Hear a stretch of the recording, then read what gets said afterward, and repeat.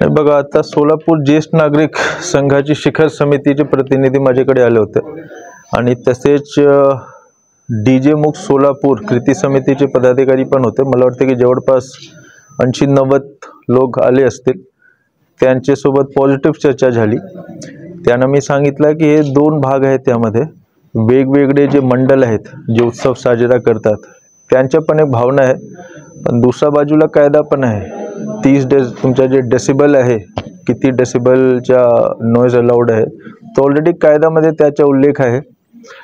तसेच base use न करण्याबद्दल पण कायद्यामध्ये उल्लेख आहे. सिटीमध्ये जे कायदा व सुव्यवस्थेचा प्रश्न आहे तो मुख्यतः पोलीस कमिशनर साहेबांच्याकडे आहे. त्यांच्याशी पण माझ्या बोलणं झालेलं आहे.